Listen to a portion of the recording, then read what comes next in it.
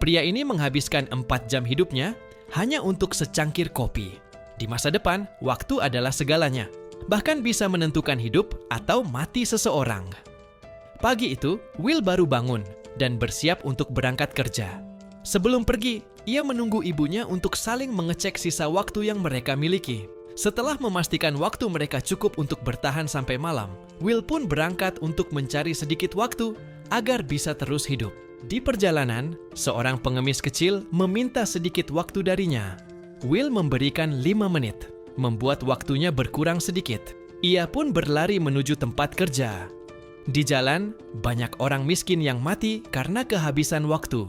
Sesampainya di tempat kerja, Will bekerja seperti biasa.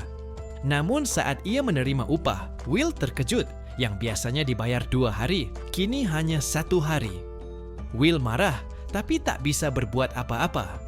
Ia terpaksa menerima upah itu dan pergi. Setelah itu, Will menuju sebuah bar. Sesampainya di sana, ia menghampiri temannya. Saat sedang ngobrol, Will melihat seorang pria kaya dengan waktu lebih dari 1000 tahun. Will langsung memperingatkannya agar tidak berada di tempat ini karena wilayah tersebut sering menjadi lokasi perampokan waktu. Namun pria itu sudah mabuk dan tidak mendengarkan. Tak lama kemudian, muncul gerombolan pencuri yang sudah mengincarnya. Will yang awalnya hendak pergi, akhirnya memutuskan untuk mengawasi pria itu diam-diam.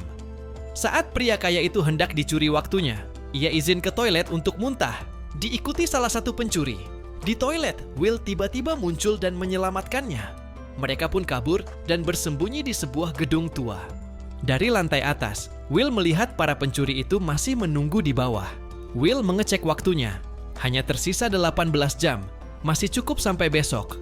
Pria kaya itu melihat waktu Will dan ingin memberinya sebagian waktunya, tapi Will menolak. Mereka akhirnya duduk dan mengobrol panjang tentang hidup, kesenjangan waktu, dan ketidakadilan dunia. Paginya saat Will tertidur, pria kaya itu diam-diam mentransfer seluruh waktunya kepada Will, menyisakan hanya 5 menit untuk dirinya sendiri.